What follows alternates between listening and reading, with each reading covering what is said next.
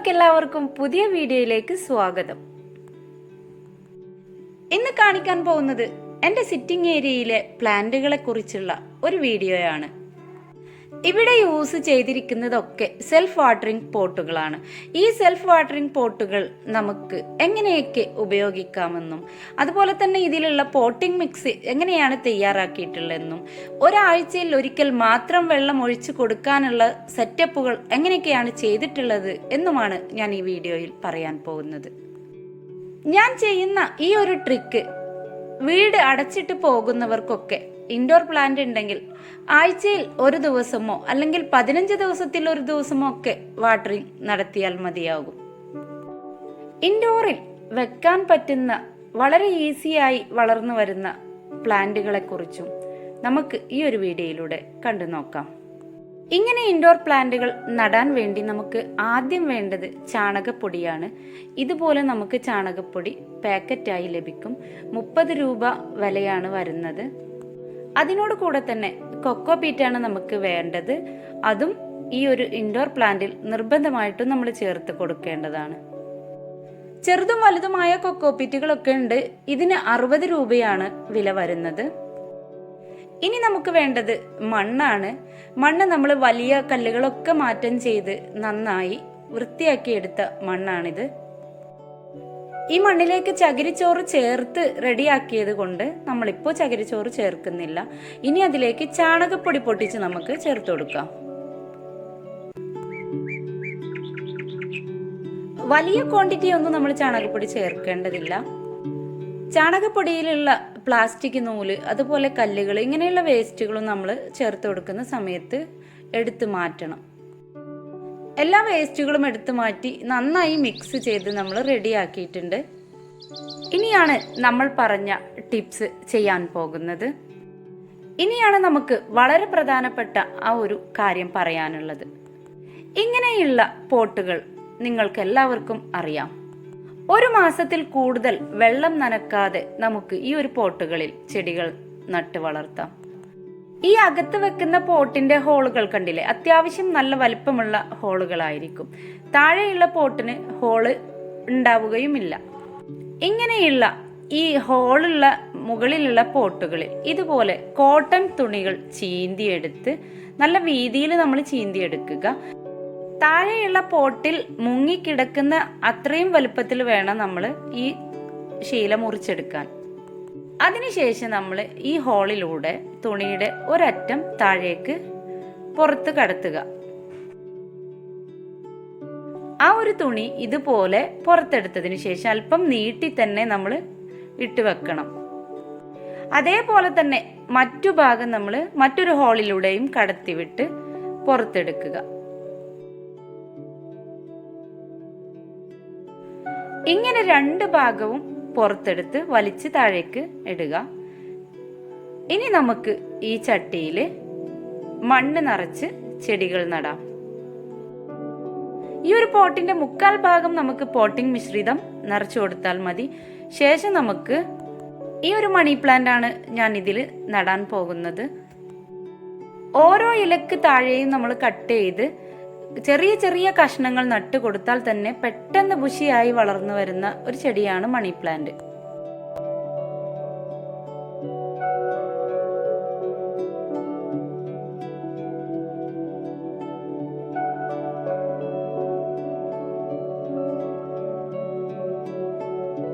നന്നായി മണ്ണ് നിറച്ചതിന് ശേഷം നമ്മൾ ചകിരിച്ചോറുകൂടെ ചേർത്ത മണ്ണാണല്ലോ നടുന്നത്. അതുകൊണ്ട് തന്നെ നമ്മൾ മണ്ണൊക്കെ നിറച്ച് ആ ഒരു താഴെ പോട്ടിൽ വെള്ളം 1/4 ഭാഗം വെള്ളവും നിറക്കുക. ഈ ഒരു പോട്ട് മുങ്ങുന്ന തരത്തിൽ വെള്ളം വേണ്ട, അതിൽ അടിഭാഗത്ത് പരന്നു കിടക്കുന്ന രീതിയിൽ ഇതുപോലെ തിക്കായിട്ട് നമ്മൾ നട്ടതിന് ശേഷം മുകളിലായിട്ട് ഒരല്പം കൂടെ പോട്ടിംഗ് മിശ്രിതം ഇട്ട് കൊടുത്ത് നമ്മൾ ഫില്ല് ചെയ്ത് ഒരാഴ്ച കഴിഞ്ഞാൽ തന്നെ നമ്മുടെ മണി പ്ലാന്റ് വളരെ ബുഷിയായിട്ട് വരുന്നത് നമുക്ക് കാണാം. ഇനി അടിയിലെ പോട്ടിൽ ഒരു 1/4 ഭാഗം വെള്ളം നിറച്ചതിന് ശേഷം നമ്മൾ ഇതുപോലെ പോട്ട് ഇറക്കി വെക്കുക. നമ്മൾ ഉള്ളിൽ ഇറക്കി വെച്ച തുണി നനഞ്ഞ് നമ്മുടെ ചകിരി ചോറൊക്കെ ആ ഒരു ഈർപ്പം വലിച്ചെടുത്ത് നമ്മുടെ പ്ലാന്റുകൾക്ക് നല്ല ഹെൽത്തിയായി ഏത് സമയത്തും വെള്ളത്തിന്റെ അംശം മണ്ണിലുണ്ടാവും. നമ്മൾ ബെഡ്റൂമിൽ അതുപോലെ ഹാളിൽ നമ്മൾ സിറ്റിംഗ് ഏരിയയിലൊക്കെ വെക്കുന്ന പ്ലാന്റുകൾ ഇതുപോലെ നട്ട് കഴിഞ്ഞ് ഈ ഒരു ട്രിക്ക് കൂടെ നമ്മൾ ഉപയോഗിച്ചാൽ നമുക്ക് ഒരു മാസത്തിൽ ഒരു പ്രാവശ്യം മാത്രമാണ് നമ്മൾ വെള്ളം ഒഴിച്ചു കൊടുക്കേണ്ടി വരിക. അതുമാത്രമല്ല, ചെടി ഏത് സമയത്തും നല്ല ഹെൽത്തി ആയിട്ടും നല്ല ഫ്രഷ് ആയിട്ടും ഇരിക്കും. എന്നാൽ ഇനി മറ്റൊരു പോട്ട് ഞാൻ കാണിക്കാം. ഈ ഒരു പോട്ടിൽ നമുക്ക് ആ ഒരു ട്രിക്ക് ചെയ്യാൻ സാധിക്കുകയില്ല. ഈ ഒരു പോട്ട് ഞാൻ ടേബിളിലാണ് സെറ്റ് ചെയ്തിരുന്നത്. എന്നാൽ ഇതാ ഈ ഹോള് ഉള്ള കാരണം കൊണ്ട് ഒരു അല്പം വെള്ളം അതിൽ ഡ്രെയിൻ ആയി പോയാൽ അത് താഴേക്ക് ഒലിച്ചിറങ്ങും. പിന്നെ നമ്മൾ വിചാരിച്ച പോലെയുള്ള ട്രിക്ക് ഇതിൽ ചെയ്യാനും കഴിയില്ല. അതുകൊണ്ട് തന്നെ എപ്പോഴും ബുദ്ധിമുട്ടുള്ളവർക്ക് ഈ ഒരു പോട്ട് വാങ്ങിക്കാതിരിക്കുന്നതാണ് നല്ലത്. ഈ ഒരു പോട്ടിൽ ടേബിളിൽ സെറ്റ് ചെയ്യാൻ വേണ്ടി നമ്മൾ മറ്റൊരു മണി പ്ലാന്റ് ആണ് നടാൻ പോകുന്നത്. ഇതും അതുപോലെ തന്നെ നമ്മൾ ചെറിയ ചെറിയ കഷ്ണങ്ങളാക്കി നട്ട് വളരെ ബുഷിയാക്കി പെട്ടെന്ന് തന്നെ വളർത്താൻ കഴിയുന്ന ഒരു മണി പ്ലാന്റ് ആണ്. ചകിരിച്ചോറും ചാണകപ്പൊടിയും ചേർത്ത് നമ്മൾ മണി പ്ലാന്റ് നട്ടു കൊടുത്താൽ തന്നെ വളരെ പെട്ടെന്ന് അതിന് വേരും ഒക്കെ കിളിർത്ത് നല്ല നല്ല ഹെൽത്തിയായ കുഞ്ഞു കുഞ്ഞു തൈകൾ നമുക്ക് ഉണ്ടാക്കിയെടുക്കാൻ പറ്റും. വീടിന്റെ അകത്തളങ്ങളിൽ നമ്മൾ സെറ്റ് ചെയ്യാൻ ഏറ്റവും നല്ല പ്ലാന്റ് മണി പ്ലാന്റ് തന്നെയാണ്. ഇനി നമുക്ക് ഏതൊക്കെ പ്ലാന്റ് എങ്ങനെയൊക്കെയാണ് സെറ്റ് ചെയ്തിട്ടുള്ളതെന്ന് നോക്കാം. ഈ ഒരു പോട്ട് ഞാൻ എൻ്റെ ടേബിളിലാണ് സെറ്റ് ചെയ്യാറുള്ളത്. അത്രയും ഇഷ്ടമാണ് എനിക്ക് ഈ ഒരു പോട്ടിനോട്. നല്ല ബ്ലാക്ക് കളറാണ് എൻ്റെ ടേബിള്. ആ ഒരു കളർ കോമ്പിനേഷൻ വെച്ച് തന്നെ ഞാൻ ഇത് ടേബിളിലാണ് സെറ്റ് ചെയ്തിട്ടുള്ളത്. ഇനി മറ്റുള്ള മണി പ്ലാന്റുകളൊക്കെ നട്ട് റെഡിയാക്കി എടുത്തിട്ടുണ്ട്. ഇനി നമുക്കതൊക്കെ സ്റ്റെയറിൽ സെറ്റ് ചെയ്യാം. ഓരോ സ്റ്റെപ്പുകൾ ഒഴിവാക്കിയാണ് ഞാൻ പോട്ടുകൾ സെറ്റ് ചെയ്തിട്ടുള്ളത്. ആദ്യം ഈ ഒരു സ്റ്റെയറിൽ മൊത്തം സാൻസവേരിയ തൈകളായിരുന്നു. ഇപ്പോഴാണ് ഞാൻ മണി പ്ലാന്റ് സെറ്റ് ചെയ്യാൻ തുടങ്ങിയത്. മണി പ്ലാന്റിന്റെ വെറൈറ്റികൾ മാത്രം തന്നെയാണ് ഈ ഒരു സ്റ്റെയറിൽ സെറ്റ് ചെയ്തിട്ടുള്ളത്. ഒരു അഗ്ലോണിമ താഴെ ഭാഗത്ത് സ്റ്റെപ്പിൽ വെച്ചിട്ടുണ്ട്. ഇനി ഈ ഒരു അഗ്ലോണിമ മാറ്റി മണി പ്ലാന്റ് തന്നെ സെറ്റ് ചെയ്ത് കൊടുക്കണം എന്നാണ് ഞാൻ ഉദ്ദേശിച്ചിട്ടുള്ളത്.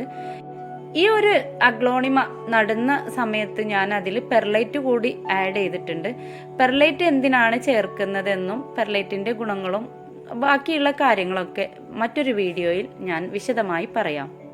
ഇനി തൊട്ടടുത്ത സ്റ്റെയറിലായിട്ട് സിങ്കോണിയത്തിന്റെ ഒരു വെറൈറ്റിയാണ് വെച്ചിട്ടുള്ളത്. സിങ്കോണിയവും നല്ല ഹെൽത്തിയാണ്. കണ്ടില്ലേ, നല്ല ഭംഗിയോടെ ഇവിടെ വളരുന്നുണ്ട്. ആഴ്ചയിൽ 2 ദിവസം ഞാൻ ഒന്ന് പുറത്തെടുത്ത് വെച്ച് വെയിൽ കൊള്ളിക്കാറുണ്ട്. ഈ ഒരു സിങ്കോണിയവും കുറച്ച് മുൻപ് ഞാൻ നട്ട് വെച്ചത് കൊണ്ട് തന്നെ അന്ന് പെർലൈറ്റ് അതിലും യൂസ് ചെയ്തിട്ടുണ്ട്. അതിനുശേഷം എൻ്റെ ചെടി ഒന്നുകൂടെ ഹെൽത്തി ആയി വന്ന പോലെ എനിക്ക് ഫീൽ ചെയ്തിട്ടുണ്ട്. ഈ ഒരു പോട്ട് നമ്മൾ ഇന്ന് നട്ട് വെച്ചതാണ് എങ്കിൽ പോലും അത് കണ്ടാൽ ഇന്ന് നട്ടതാണെന്ന് പറയാൻ കഴിയില്ല. നിറയെ നമ്മൾ കമ്പുകൾ നട്ട് ഇതുപോലെ വെച്ച് കഴിഞ്ഞാൽ പെട്ടെന്ന് തന്നെ നമുക്ക് ബുഷിയായി വരും. ഇതുപോലെ സ്റ്റെയറിൽ നമുക്ക് പലതരം മണി പ്ലാന്റുകൾ കൊണ്ട് തന്നെ നല്ല ഭംഗിയാക്കി എടുക്കാം. തൊട്ടടുത്ത സ്റ്റെപ്പിലായിട്ട് നമ്മൾ സെറ്റ് ചെയ്തിട്ടുള്ളത് ഈ ഒരു മണി പ്ലാന്റ് ആണ്. മാർബിൾ പോത്തോസ് ആണ്. സിൽവർ പോത്തോസ് കഴിഞ്ഞാൽ എനിക്ക് ഇഷ്ടമുള്ള ഒരു ചെടിയാണിത്. ഈ ഒരു ചെടികളെല്ലാം നമ്മൾ നട്ടിരിക്കുന്നത് 1 മാസം കഴിഞ്ഞ് വെള്ളം ഒഴിച്ചു കൊടുക്കുന്ന ആ ഒരു ട്രിക്ക് ഉപയോഗിച്ചാണ്. ഇനി ഈ ഒരു സ്റ്റെയറിന് അടിഭാഗത്തായിട്ട് നമ്മളൊരു സ്റ്റാൻഡിൽ വാണ്ടറിങ് ജൂവും അതുപോലെ സ്വീറ്റ് പൊട്ടാറ്റോ വൈൻ്റെ ഈ ഒരു കളറുകളും ഒക്കെ നമ്മൾ സെറ്റ് ചെയ്തെടുത്തിട്ടുണ്ട്. അതുപോലെ തന്നെ ഞാൻ മുമ്പ് കാണിച്ചിട്ടുണ്ട് ഈ ഒരു ഫിറ്റോണിയ ഞാൻ തന്നെ പ്രൊപ്പഗേറ്റ് ചെയ്ത് എടുത്തതാണ്. ഇതായിരുന്നു നമ്മുടെ മദർ പ്ലാന്റ്. ഇതും ഈ ഒരു സ്റ്റെയറിന്റെ അടിഭാഗത്തായിട്ടാണ് ഞാൻ സെറ്റ് ചെയ്തിട്ടുള്ളത്. ഇനിയുള്ളത് കുറച്ച് തൈകളാണ്. കലാത്തിയ, ഫിലോഡെൻഡ്രോൺ, സ്പൈഡർ പ്ലാന്റ്, ഇങ്ങനെയുള്ള പ്ലാന്റുകളൊക്കെ ഇവിടെ സെറ്റ് ചെയ്തിട്ടുണ്ട്. പിന്നീട് നമ്മൾ അക്വേറിയത്തിന്റെ ഭാഗത്തായിട്ട് ഈ ഒരു സുന്ദരി പോട്ട് സെറ്റ് ചെയ്തിട്ടുണ്ട്. അതിലൊരു സാൻസവേരിയ തൈയുമുണ്ട്. പിന്നെ പേരറിയാത്ത ഒരു ചെടി പുതിയ അംഗമാണ്. ഇതിനെയും ഞാൻ ഈ ഒരു ഭാഗത്തായിട്ടാണ് സെറ്റ് ചെയ്തിട്ടുള്ളത്. ഫിലോഡെൻഡ്രോണ്ടൊക്കെ ഇല പോലെയുള്ള ഒരു ചെടിയാണ്. എന്താണ് പേരെന്ന് ഞാൻ കണ്ടുപിടിച്ചിട്ടില്ല, കണ്ടുപിടിച്ചതിന് ശേഷം പറയാം. സോഫയുടെ മധ്യഭാഗത്തായിട്ട് നമ്മൾ ഒരു ബേർഡ് നെസ്റ്റ് ഫേൺ സെറ്റ് ചെയ്തിട്ടുണ്ട്. ഈ ഒരു പ്ലാന്റ് ഒരു 2 ആഴ്ചയിൽ കൂടുതലായി ഇവിടെ ഞാൻ സെറ്റ് ചെയ്തിട്ട് ഇതുവരെ ഒരു പ്രശ്നങ്ങളൊന്നും ഇല്ല. ഫേണുകളെ പ്രത്യേകിച്ച് ഓക്സിജൻ ബോംബുകൾ എന്നാണല്ലോ വിശേഷിപ്പിക്കാറുള്ളത്. അതുകൊണ്ട് തന്നെ നമ്മുടെ വീടിൻ്റെ അകത്ത് ഒരു ഫേണ് സെറ്റ് ചെയ്യുന്നത് ഏറ്റവും നല്ലതായിരിക്കുമെന്നാണ് എൻ്റെ വിശ്വാസം. എൻ്റെ സ്റ്റെയറിലും സിറ്റിംഗ് ഏരിയയിലും ഒക്കെ സെറ്റ് ചെയ്ത പ്ലാന്റുകളെ കുറിച്ചാണ് ഇന്നത്തെ വീഡിയോ. നിങ്ങൾക്കെല്ലാവർക്കും ഈ ഒരു വീഡിയോ ഇഷ്ടമായിട്ടുണ്ടാവും എന്നാണ് എൻ്റെ വിശ്വാസം. ഈ വീഡിയോ നിങ്ങൾക്ക് ഉപകാരമായെങ്കിൽ നിങ്ങൾ ലൈക്ക് ചെയ്യണം, ഷെയർ ചെയ്യണം, സബ്സ്ക്രൈബ് ചെയ്യണം. സബ്സ്ക്രൈബ് ചെയ്യാത്ത സുഹൃത്തുക്കളാണ് വീഡിയോ കാണുന്നതെങ്കിൽ ഒന്ന് സബ്സ്ക്രൈബ് ചെയ്യുക. തൊട്ടടുത്തുള്ള ബെല്ലൈക്കണിൽ ഓൾ എന്ന ഒരു ഓപ്ഷൻ കൂടി ക്ലിക്ക് ചെയ്യാൻ മറക്കല്ലേ. വീഡിയോ കണ്ട് സപ്പോർട്ട് ചെയ്ത പ്രിയപ്പെട്ടവർക്കെല്ലാവർക്കും ഹൃദയം നിറഞ്ഞ നന്ദി, നമസ്കാരം.